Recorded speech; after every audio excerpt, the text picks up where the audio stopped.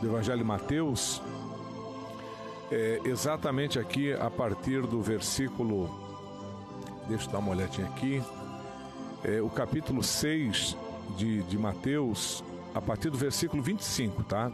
A partir do capítulo 6, a partir do versículo 25, fala sobre os cuidados, as preocupações da vida, tá?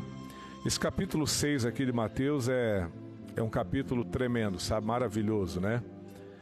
Traz ensinamentos sobre como deve ser feito a ajuda a pessoas, aquilo que é popularmente chamado de esmolas, né? Traz um ensino precioso sobre a vida de oração também, aqui no capítulo 6, né? Também traz um ensino maravilhoso sobre o jejum, sobre os tesouros que devem ser acumulados não na terra, mas no céu. Também neste mesmo capítulo 6, Jesus fala que a luz do corpo são os olhos. Isso é muito profundo e bonito, esse ensino. Também fala que nós não podemos servir a dois senhores, a Deus e as riquezas, né? E a partir do versículo 25 até o versículo 34, então Jesus fala sobre as preocupações da vida. E é uma das coisas que as pessoas sofrem, né? Eu já falei aqui na igreja, já falei aqui no rádio há tempos passados. Fizeram uma pesquisa sobre tipos de medo que a sociedade tem. E a lista foi grande, sabe, meus irmãos? Tipos de medo que a sociedade tem. Você que está me ouvindo agora na sua casa, para um pouquinho agora comigo aqui e pensa. Você tem medo do quê? O que é que te assusta? O que é que preocupa você? Então foi feita essa pesquisa sobre tipos de medo que a sociedade tem.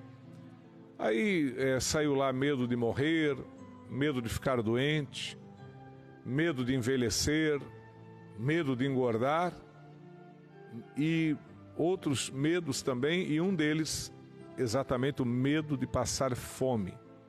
Medo de passar fome. Os irmãos lembram perfeitamente, naquela época da greve dos caminhoneiros, como as pessoas concorriam ao mercado. Lembra na época da greve dos caminhoneiros, como as pessoas enchiam os carros de mercado? Lembra quantos pacotes de arroz, feijão, açúcar, farinha, café as pessoas colocavam porque os caminhoneiros estavam em greve? E claro, ninguém queria passar fome, né? Marido, esposa, filhos e tal. Então, o medo de passar fome. Medo de passar fome como, pastor? Medo de passar fome não tendo nada para comprar, não tendo dinheiro para comprar. Medo de passar fome por estar desempregado. Medo de passar fome por causa de uma catástrofe natural que pode prejudicar, né, o nascimento e a frutificação dos alimentos e a distribuição. Então, medo de passar fome. Medo de passar fome porque a pessoa pensa, eu ganho muito pouco e isso aqui não vai dar para muita coisa. Então, um dos medos da nossa sociedade é o medo de passar fome. E os discípulos de Jesus também eram iguais a nós. Eles deixaram tudo, passaram a seguir a Jesus Cristo, né? E ficaram preocupados. O Mateus era cobrador de impostos. O Pedro, Tiago e João eram pescadores, né? E, enfim, cada um tinha a sua profissão, cada um tinha os seus interesses, os seus sonhos, as suas ambições materiais, né? E, de repente, eles abrem mão de tudo e começam a seguir Jesus, e tudo aquilo que era sonho, que era desejo, sonho de consumo, eles abandonam. E chegou um dado momento da vida deles que eles pensaram, opa, parei um pouquinho, a gente está com Jesus, mas e como é que ficam as nossas necessidades básicas? Né? Como é que vai ficar aí o nosso amanhã? Foi aí que Jesus mandou que eles deveriam olhar para as aves do céu, que traz um grande exemplo para a gente. Jesus disse, olhe para as aves do céu, não plantam e nem colhem, não ajuntam em celeiros, contudo vosso Pai Celestial alimenta elas. E olhai para as flores do campo, não trabalham, não fiam, e eu vos digo que nem Salomão, em toda a glória que teve, se vestiu como uma delas. E aí Jesus completou a mensagem dizendo assim, ó, essa é a cereja do bolo, né? Jesus falou, olha, se Deus cuida das aves do céu e das flores do campo, muito mais terá cuidado de vós, homens de pequena fé. Irmãos, nós servimos um Deus que é grande e poderoso. Nós servimos um Deus, irmãos, que pode todas as coisas, tá? Nós servimos esse Deus que é dado a Deus muitos nomes. E um dos nomes que foram dados a Deus é Jeová Jiré, que significa Deus da provisão. Deus é aquele que provê. Deus é o nosso provedor.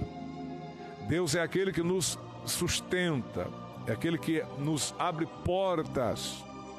Mas, no entanto, Jesus Cristo deixou um ensino muito claro aqui no Evangelho de Mateus, capítulo 6, versículo 33, quando Jesus falou o quê? Buscai em primeiro lugar o reino de Deus e a sua justiça. Então, em primeiro lugar, tem que estar o reino de Deus e a sua justiça. E todas estas coisas que Jesus estava falando, de comida, de roupa, de calçado, Jesus disse, então todas estas coisas o vosso Pai acrescentará na vida de vocês.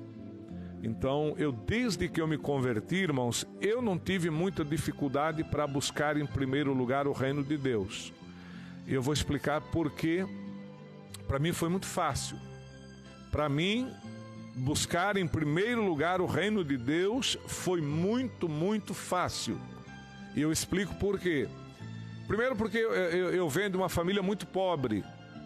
Muito pobre.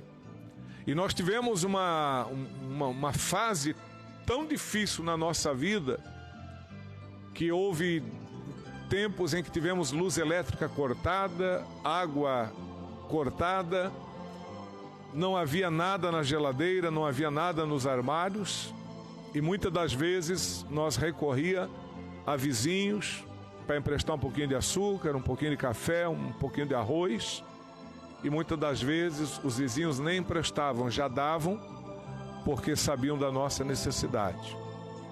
Então, eu venho de uma família muito pobre, uma família com muitas necessidades, venho de uma família com muitos problemas de saúde.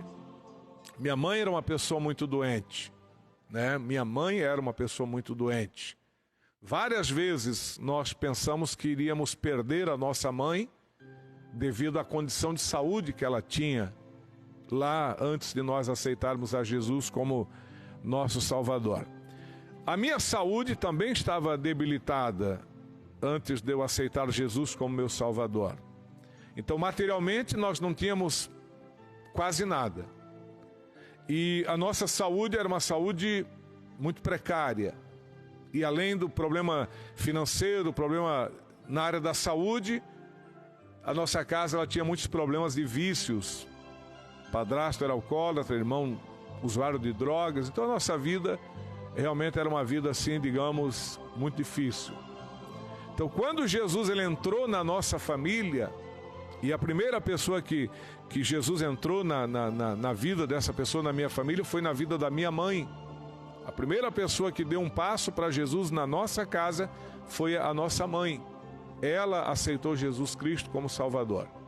Depois, meu irmão Moisés também aceitou Jesus Cristo como seu Salvador.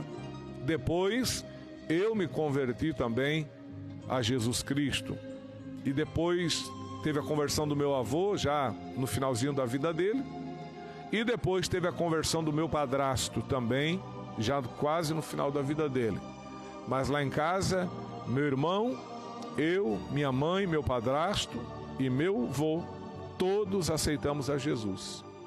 E como nós éramos de família pobre, nós não tínhamos quase nada, então, basicamente, nós não tivemos o que deixar para trás. Eu fico imaginando, irmãos, uma pessoa que ela tem muitas coisas materiais.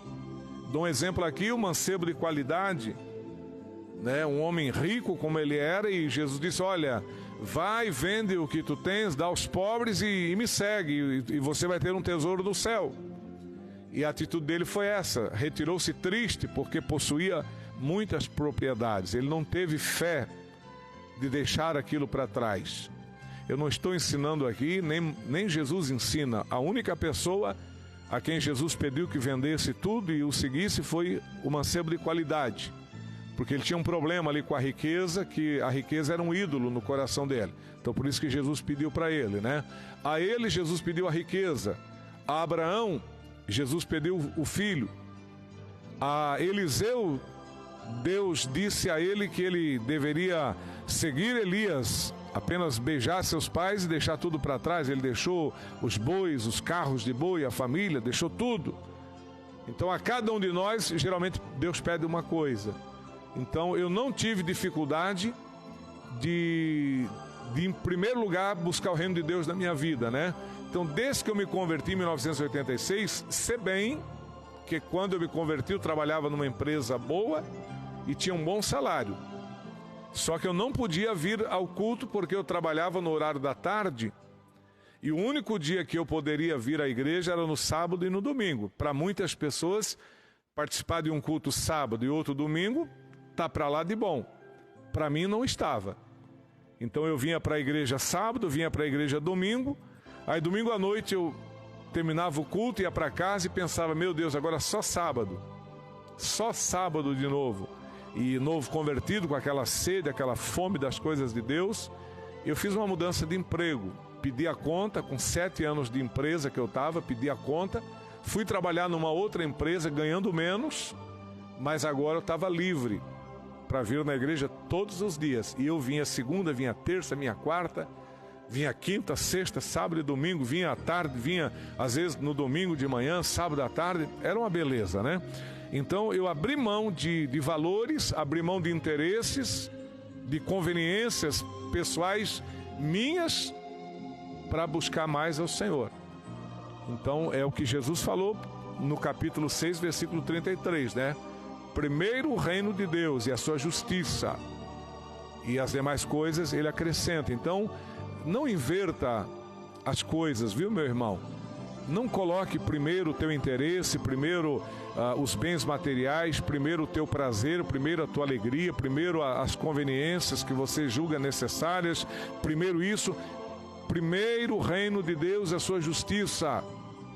O primeiro lugar na vida do homem, na vida da mulher que quer ir morar ao céu, tem que ser o reino de Deus. Se você inverter isso aí na tua vida, você não vai bem espiritualmente, tá? Você pode até ganhar dinheiro, você pode até prosperar financeiramente, mas não vamos esquecer do Salmo de número 127. Se o Senhor não edificar a casa, em vão trabalham os que edificam. Então, se o Senhor não é Ele que edifica a casa, aquele que trabalha está trabalhando em vão, diz o Salmo de número 127. Então, não inverta as coisas. Irmão, tem gente que troca Deus, troca os cultos, troca os amigos, troca a família por coisas passageiras, né? Muitas pessoas, eu sou uma pessoa que eu me considero trabalhador. Eu me considero trabalhador, eu trabalho. Onde eu passei, se você for lá perguntar informação a meu respeito, todos os patrões vão falar bem de mim. Porque eu me considero uma pessoa que é trabalhador. Faço o meu trabalho da melhor maneira possível, né? Sempre procuro me enganjar assim para fazer aquilo que realmente tem que ser feito e bem feito. Mas a prioridade na minha vida é as coisas de Deus.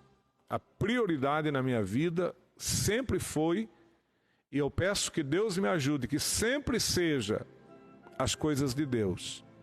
Porque é o que Jesus falou, em primeiro lugar o reino de Deus, né? Então, cuidado para não colocar as coisas não tão importantes em primeiro lugar. Eu vou contar uma história para vocês de alguém que substitui o mais importante pelo menos importante. Porque muitas das vezes nós julgamos que o mais importante é aquilo que os nossos olhos enxergam.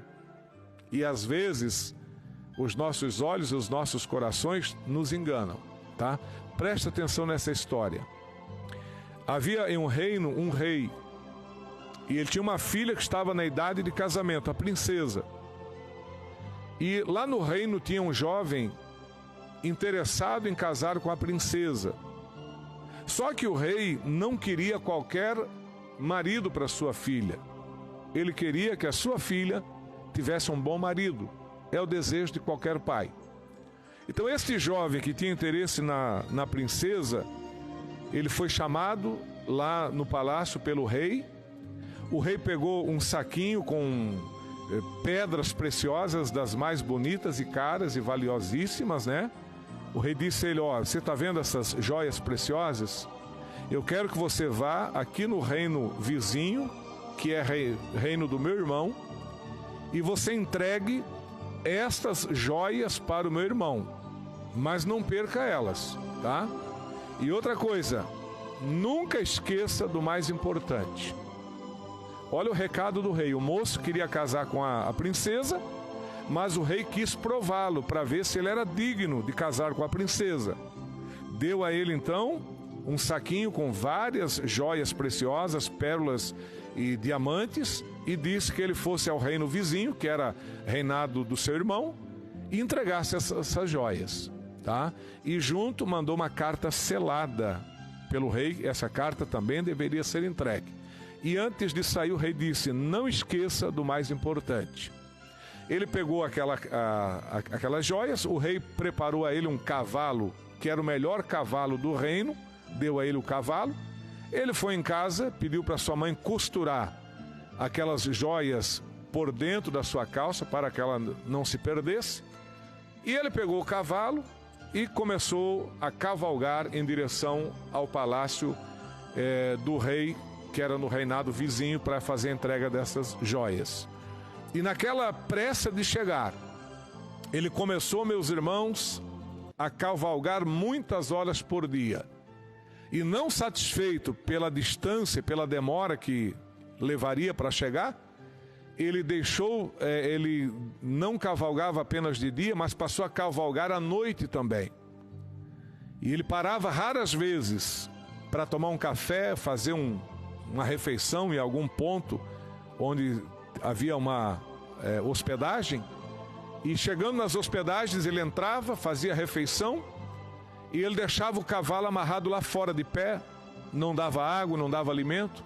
Ele fazia a refeição dele, pegava o cavalo e novamente ia embora. E assim ele fazia, cavalgando de dia e de noite, parando nas estalagens, fazendo refeições rápidas, e não alimentava o cavalo e nem dava água para o cavalo. E numa daquelas noites da sua viagem, numa floresta fechada, o cavalo não aguentou mais, né, o cansaço, a fadiga. O cavalo caiu debaixo dele e morreu. Ele, vendo o cavalo morto, olhou e disse: esse pangaré morreu porque não prestava, não valia nada. Ainda deu um chute no cavalo e saiu. E olhou para sua perna, onde estava o saquinho com as joias, bateu em cima e disse: o mais importante está comigo. E aí ele começou a andar a pé, porque não tinha mais o cavalo, que era o seu amigo de viagem. O cavalo morreu. Ele começou a fazer a viagem a pé. Tão exausto que estava, acabou caindo em uma determinada parte da floresta, e as suas forças esgotaram, e ele não conseguiu concluir a sua viagem. Passando uma caravana, encontraram ele, e aí socorreram ele, colocaram ele na caravana e trouxeram ele de volta para a casa dele. E aí ele foi em casa, tomou um banho, vestiu uma roupa limpa e foi até o rei. Disse: rei, não pude concluir a viagem, porque o cavalo que o senhor me deu era um cavalo, na verdade um pangaré, que não valia nada, não prestava.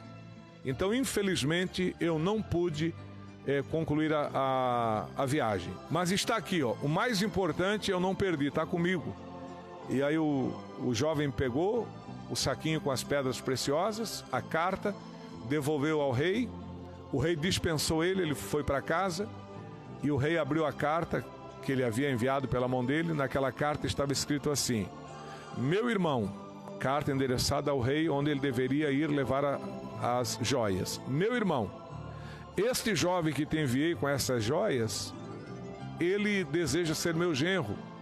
É um futuro candidato a casar com a rainha. Mas eu não quero para a rainha um marido interesseiro, um marido que não valoriza aqueles que o servem, aqueles que estão ao seu redor. Por isso te enviei a ele com essas joias. Chegando aí, examina como está o estado do cavalo. Se ele cuidou bem do cavalo, se ele alimentou bem o cavalo, se o cavalo está em perfeitas condições, ou se o cavalo foi descuidado, maltratado. Porque se ele não cuida de quem está ao seu lado, o servindo, tampouco cuidará também da minha filha. E assim, o jovem perdeu a oportunidade de casar com a princesa.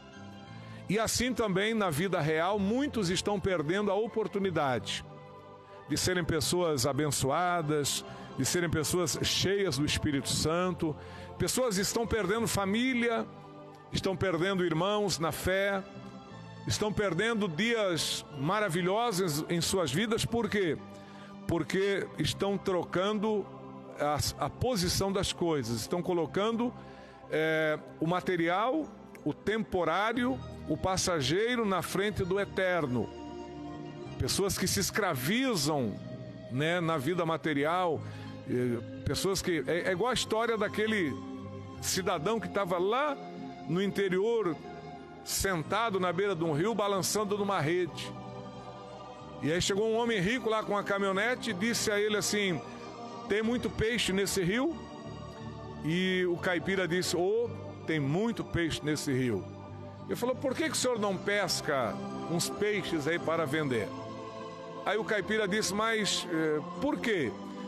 Porque se o senhor pescar uns peixes e vender, o senhor pode comprar uma canoa e depois pescar mais peixes. Para quê? Para vender e ganhar mais dinheiro. Aí o senhor compra um barco maior. Mas para quê? Para o senhor ganhar mais dinheiro, o senhor compra mais barcos e o senhor vai ter uma grande empresa de pesca. Para quê? Disse o caipira. E o homem rico disse: para que no final da sua vida o senhor possa ter um descanso tranquilo, sentadinho na beira de um rio, deitadinho numa rede, descansando com a vida garantida. E o caipira disse: mas o que eu estou fazendo agora? Né? Então era exatamente o tipo de vida que o caipira já vivia. Meu irmão, trabalhe, mantenha e sustente a sua família com dignidade. Dê o melhor que você puder para a sua família. Estude bastante. Tenha formações, as melhores que você puder ter. Adquira para você bens materiais, casas boas, carros bons, roupas boas. Que Deus te abençoe, que você possa comer nos melhores e mais caros restaurantes desta cidade. Que você possa ser uma pessoa famosa, que o teu nome apareça aí na sociedade como um grande personagem. Mas não esqueça, em primeiro lugar, o reino de Deus e a sua justiça. Porque todas estas coisas são efêmeras e passageiras. Agora, é aquilo que Jesus disse para Marta: Marta, Marta, tu estás cansada e afadigada com muitas coisas. Maria, porém, escolheu a boa parte, aquela que jamais lhe será tirada. Louvado seja o nome do Senhor. Você construiu muitas coisas, mas nada disso vai te acompanhar na morte. Tua casa fica, teus bens materiais ficam, tua riqueza fica, teu capital, por maior que seja, fica. Nada te acompanha na tua morte. Os teus bens ficarão aí para ser objeto de disputa, briga de família, né?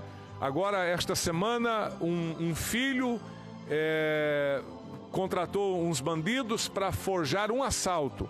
E neste assalto, para matar o pai, a mãe e um irmão. Porque ele queria ficar com a herança da família e ele tinha pressa em ter a herança nas suas mãos. Então ele forjou, pagou para uns bandidos forjarem um assalto. E neste assalto os bandidos mataram seu pai, a sua mãe foi enforcada na frente dele. Ele presenciou a mãe sendo estrangulada pelo marginal na frente dele. Os bandidos mataram o seu pai, a sua mãe e o seu irmão. Tudo porque ele queria ter a herança. Herança que ele não vai levar daqui e agora nem vai ter mais direito à herança porque foi descoberto o crime dele, ele não vai ter direito a nada. Mas assim, meu irmão, você adquiriu tantas coisas que vai ser objeto de disputa. Irmãos brigam com irmãos por causa de objetos de disputa de herança. Brigam por casa, brigam por... Olha, irmãos, eu sou de um tempo que brigavam por uma cristaleira. Você sabe o que é uma cristaleira? É aquele móvel usado para guardar cristais. Eu presenciei, quando eu era jovem, uma briga em família por causa de uma cristaleira. A mãe morreu e as duas filhas, a mãe lá no caixão sendo velada e as duas filhas brigando. Não, porque a cristaleira é minha. E a outra, não, porque a cristaleira é minha. A mãe não havia sido enterrada. E eles já brigavam pela cristaleira da mãe. E assim tem sido. Brigam por um terreno, brigam por uma casa, brigam por causa de um veículo, brigam por causa de alguns valores que ficou no banco. É uma briga, né, para ver quem vai ficar com isso, com aquilo. Mas nada disso será levado daqui para a eternidade. Meus queridos irmãos, tudo que nós necessitarmos para esta vida, Deus nos dá. Oh, aleluia! Eu sinto a presença de Deus nestas palavras. Eu sinto a presença do Deus que provê, do Deus que sustenta, do Deus que alimenta, do Deus que abre portas, meus irmãos. Aleluia! Louvado e engrandecido seja o nome do Senhor. Quando Jacó saiu da casa do seu pai, engrandecido seja o nome do Senhor. Chegamos ali no capítulo 28 do livro de Gênesis. Jacó sai da casa do pai Isaque e da mãe Rebeca. Esaú, o seu irmão, quer matá-lo. Ele sai dali, numa expressão, numa linguagem popular. Jacó sai com uma mão na frente e outra mão atrás. Jacó não tem nada. Ele chega em uma pequena cidade por nome de Luz e já é noite, já é tarde da noite. Ele não pode entrar na cidade. As cidades têm os portões fechados. Ele passa a noite do lado de fora da cidade. Meus prezados e queridos irmãos e ouvintes, Jacó não tinha uma cama. Jacó não tinha uma refeição digna naquela noite. Jacó não tinha um travesseiro, uma almofada para reclinar a cabeça. A Bíblia diz no livro de Gênesis capítulo 28, a partir do versículo de número 18, que o travesseiro usado por Jacó foi uma pedra. Oh, bendito seja o nome do Senhor. Jacó não tinha nada, Jacó não tinha dinheiro, Jacó não tinha sequer, meus amados irmãos, um travesseiro para reclinar a cabeça. Engrandecido seja o nome do Senhor. Gênesis capítulo 28, versículo 11, versículo 10 a seguir, ó. Jacó partiu de Berseba e seguiu para Harã. Quando chegou a certo lugar, ali passou a noite, porque o sol já se havia posto. Pegou uma das pedras do lugar e fez dela o seu travesseiro e se deitou ali mesmo para dormir.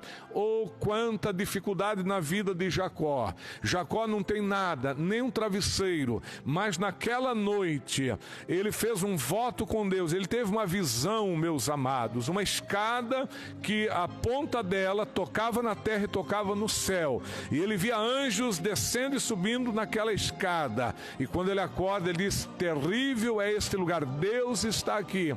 E Jacó fez um voto. Gênesis 28 versículo 20, Jacó disse para Deus: Senhor, se tu fores comigo, em paz eu ir, em paz eu voltar, e se o Senhor me der vestidos para vestir, pão para comer, o Senhor será o meu Deus, e tudo que o Senhor me der, eu darei o dízimo. Olha a oração de Jacó. Jacó não pede riqueza, Jacó não pede prosperidade financeira, Jacó não pede fama. Jacó diz: Deus, eu quero que o Senhor me leve e me traga em paz, que o Senhor cuide de mim, e eu quero que o Senhor me dê roupas para vestir e comida para comer, porque ninguém vive sem roupa e sem comida, ninguém vive se não tiver protegido e guardado em segurança. Jacó pediu as coisas básicas: proteção de Deus, alimento de Deus, vestuário de Deus. Deus guardou e protegeu Jacó. Deus vestiu a Jacó de maneira que nunca faltou vestimenta para Jacó, e Deus sustentou a Jacó durante os 20 anos que ele esteve peregrinando em Padã Arã. Jacó nunca teve falta de nada. Por quê? Primeiro lugar, o reino de Deus. Em primeiro lugar, o reino de Deus. Você está invertendo isso na tua vida. Por isso você está sofrendo, está se decepcionando, está dando murro em ponta de faca, está angustiado e não vai melhorar nunca. Por quê? Primeiro lugar, o reino de Deus. Não despreze amigos, não despreze igreja, não despreze o culto a Deus, não despreze o momento da comunhão com Deus, aquele devocional que você tem com Deus. Por quê? Sem Deus, nós não somos nada, meus amados. Nós precisamos e precisamos muito do Senhor na nossa vida. Então, que Deus te abençoe e, em primeiro lugar, o reino.